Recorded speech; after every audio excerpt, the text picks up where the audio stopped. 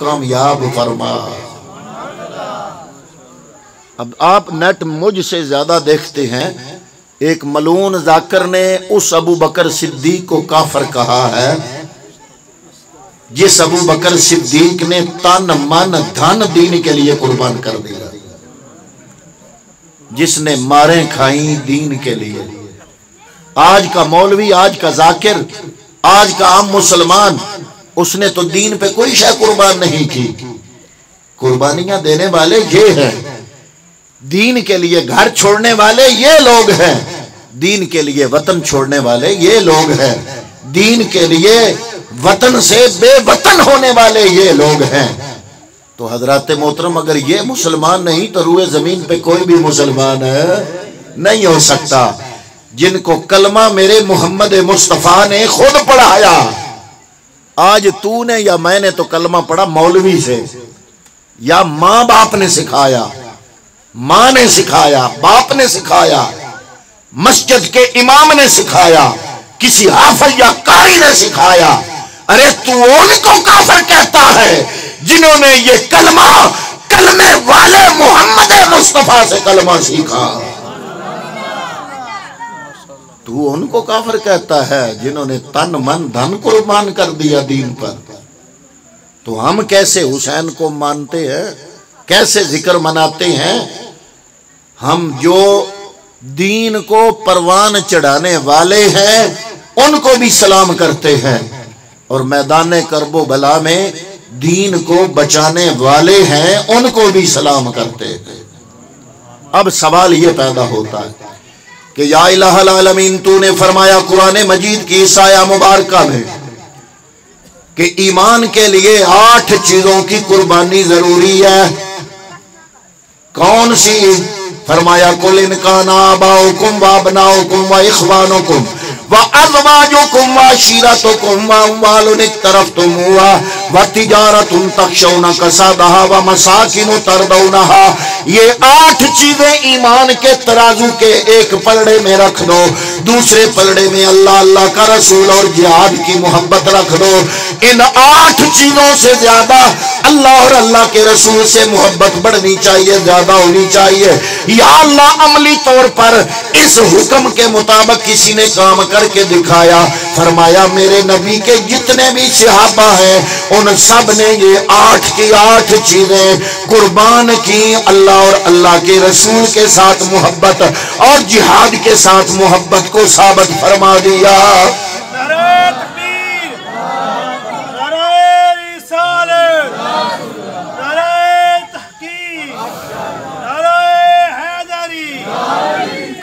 اب سوال یہ پیدا ہوتا ہے کہ جب جنگ بدر ہوئی اس وقت تو حسین ابھی پیدا نہیں ہوئے، جنگ احد ہوئی تو ابھی حسین پیدا نہیں ہوئے، غزوہ خیبر ہوئی ابھی حسین 1 سال کے ہیں۔ ان جنگوں میں اپنی جان قربان کرنا، اپنا وطن قربان کرنا، اپنا گھر قربان کرنا، اپنے رشتے قربان کرنا، یا اللہ یہ حسین کے لیے کیسے ممکن ہے؟ کیونکہ حسین تو ابھی چھوٹے تھے۔ حضور نبی کریم کے ظاہری وصال کے وقت میرے حسین کی عمر مبارک صرف 6 سال تھی۔ کتنی؟ 6 سال تھی۔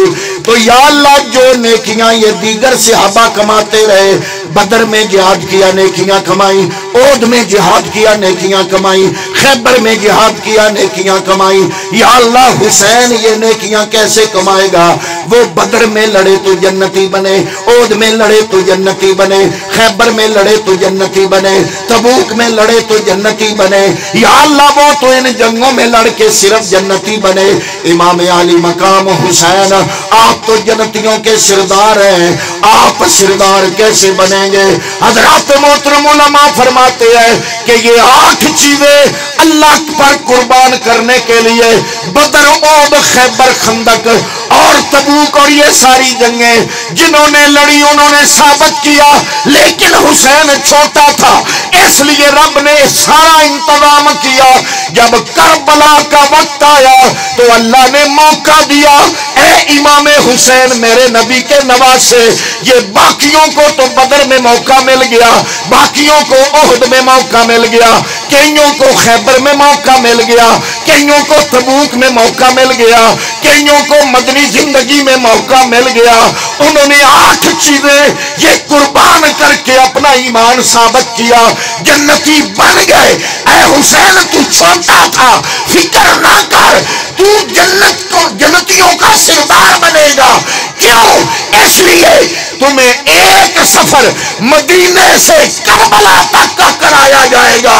یہ 8 کی 8 چیزیں اے حسین تو بھی قربان کرے گا، بلکہ ان 8 چیزوں سے بڑھ کے کبھی علی اکبر قربان کرے گا، کبھی قاسم دے گا، کبھی علی اصغر دے گا، کبھی بھانجے لٹائے گا، کبھی بھتیجے لٹائے گا۔ 72 کٹا کے سارا خاندان لٹا کے اپنا سر کٹا کے جب دین کا پرچم بلند کر جائے گا، اے حسین تو جنت کا سردار بن جائے گا۔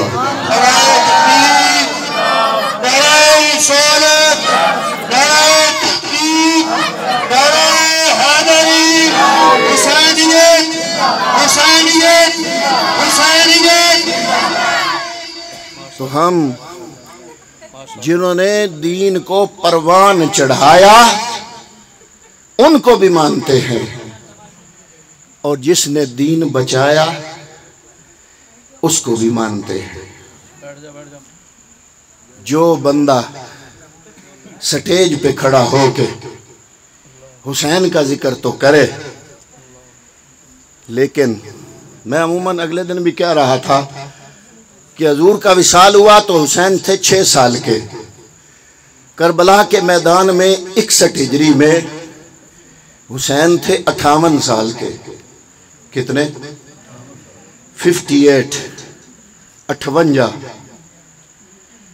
آپ نے یا 6 سال کا حسین سنا ہے یا 58 سال والا حسین سنا ہے؟ 6 سال جب حضور کا وصال ہوا تو حسین 6 سال کا، یا اپنے حسین کا بچپنا سنا ہے؟ اور جب کربلا میں پہنچا تو حسین 58 سال کا۔ میں نے کہا 58 میں سے 6 نکالو، پیچھے کتنے رہ گئے؟ 52 52 52۔ میں نے کہا 52 سالہ کبھی حسین دیکھو نا تو تمہیں مزہ آ جائے۔ اگر میں نے 52 سالہ حسین کو دیکھنے کے لیے تاریخ پہ نظر ڈالی تو کبھی حضور کے وصال کے بعد ابو بکر صدیق کا دور آتا ہے، حسن ابو بکر کے دائیں بیٹھا ہوتا ہے، خطبہ خلافت دے رہے ہیں ابو بکر خطبہ پڑھ رہے ہیں، خلیفہ اول ہے حسین دائیں بیٹھا ہے، حسن بائیں بیٹھا ہے۔ کبھی میں نے دیکھا عمر فاروق اپنے زمانہ اقدس میں خطبہ ارشاد فرما رہے ہیں، اوپر سے دیکھا حسین آ گیا، جس طرح پیغمبر نے اپنا خطبہ روک دیا تھا، عمر فاروق نے خطبہ روکا، دوڑتے ہوئے گئے، امام علی مقام کو پکڑ کے لائے، اپنی کرسی کے ساتھ برابر والی کرسی پہ بٹھایا۔ میں نے عثمان غنی کے دور میں دیکھا، جب عثمان غنی کی شہادت کا وقت آیا، اس وقت آپ کا پہرا دینے والا عثمان غنی کی بڑی حویلی کے مین گیٹ پر دائیں طرف امام حسن تلوار لے کے کھڑا تھا، بائیں طرف امام حسین تلوار لے کے کھڑا تھا۔ اگر درمیان میں 52 سالہ حسین دیکھو تو کبھی ابو بکر صدیق کے ساتھ بیٹھا نظر آیا، کبھی عمر کے ساتھ بیٹھا نظر آیا۔ ایک دفعہ حسین مدینے کی گلی میں جا رہے ہیں، وہ صحابی جو صحابہ کا بھی استاد ہے، جس کا نام ابو ہریرہ ہے، ابو ہریرہ آگے سے آ رہے ہیں، جب دیکھا حسین کے پائے اقدس پر آپ کی جوتی مبارک پر گرد پڑی ہے، مٹی پڑی ہے، حضرت ابو ہریرہ جو صحابہ کا بھی استاد ہے وہ نیچے بیٹھ گیا، اپنی چادر اتاری، پگڑی اتاری، چادر اتار کے وہ چادر سے حسین کا جوتا صاف کر رہا ہے۔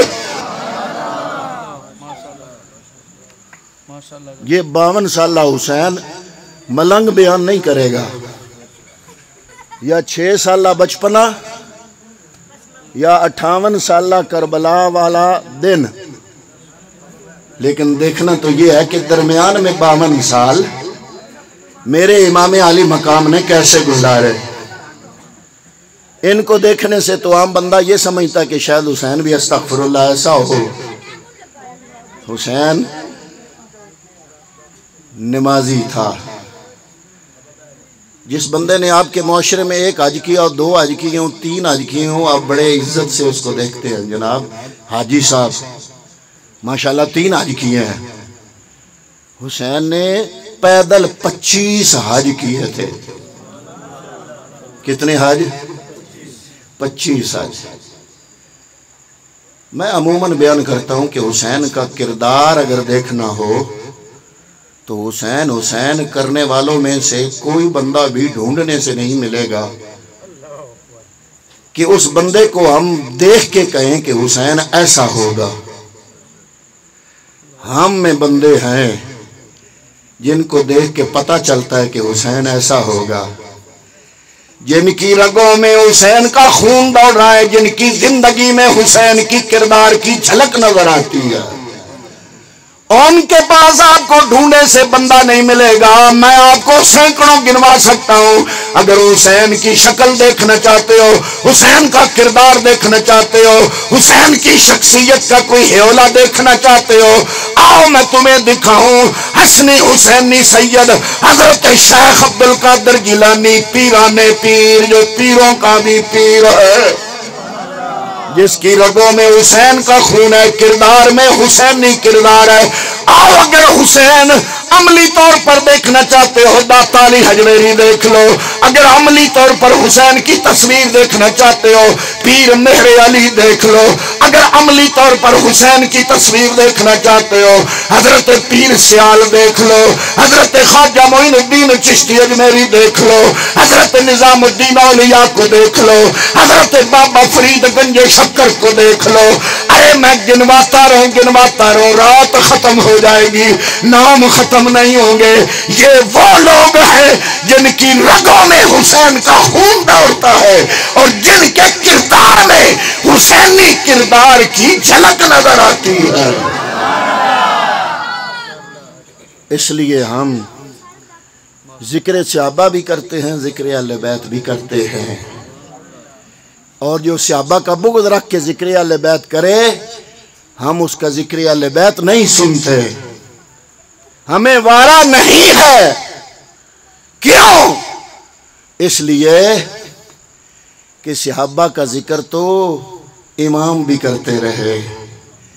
امام جعفر صادق تو نواسے ہیں ابو بکر صدیق کے۔ امام باقر کے بیٹے امام جعفر صادق کی ماں کا نام ہے ام فروہ۔ ام فروہ کون ہے؟ یہ حضرت اسماء بنت عبد الرحمن بن ابو بکر صدیق، عبد الرحمن کی بیٹی ہیں، ابو بکر صدیق کی پوتری ہیں حضرت اسماء، اور ان کے خامد کا نام ہے قاسم۔ قاسم کون ہے؟ قاسم بن محمد بن ابو بکر صدیق۔ ان کی شادی ہوئی تو امام باقر کے ساتھ حضرت اسماء پیدا ہوئی، حضرت اسماء کی شادی ہوئی حضرت امام محمد باقر کے ساتھ، اور جو بچہ پیدا ہوا اس کا نام ہے امام جعفر صادق۔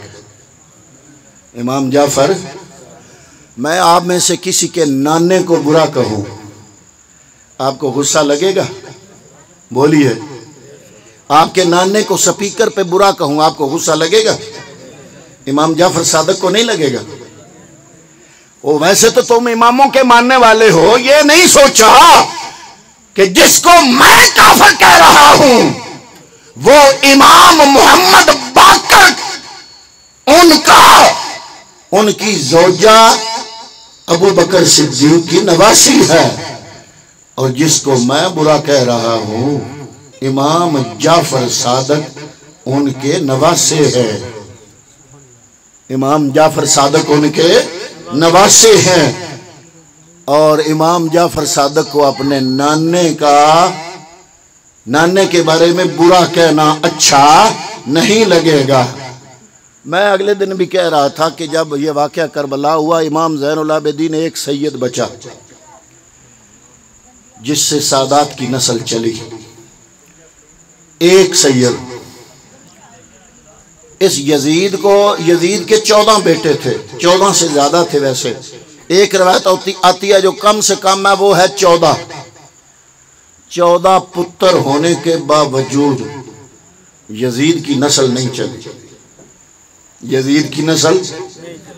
اور جو کربلا میں ایک بچا، کائنات میں کونے کونے پہ ان کی آل اور نسل موجود ہے۔ یہ ہے انا اعطینا کل کوثر کی عملی تفسیر۔ انا اعطینا کل کوثر رب نے فرما دیا تھا، فصلی لربک وانحر ان شانئک ھو الابتر۔ اے نبی، یہ ابو جہل جو تمہیں اوتر کہہ رہا ہے یہ اوتر جائے گا، اور تجھے میں رب العالمین نے تو کوثر عطا فرما دیا ہے۔ کوثر دا معنی کثیر، تیری اولاد تو کثیر ہوگی۔ امام زین العابدین بچے، واقعہ کربلا کے بعد 40 سال زندہ رہے۔ واقعہ کربلا کے بعد امام زین العابدین کتنا زندہ رہے؟ سارے بولیے کتنا زندہ رہے؟ واقعہ کربلا کے بعد امام زین العابدین 40 سال زندہ رہے۔ امام زین العابدین کی زندگی میں 40 مرتبہ محرم آیا۔ جی میں غلط تو نہیں کہہ رہا؟ جو واقعہ کربلا کے بعد 40 سال زندہ رہے تو گویا اس کی زندگی میں کتنی بار محرم آئے گا؟ بولیے 40 سال محرم آیا۔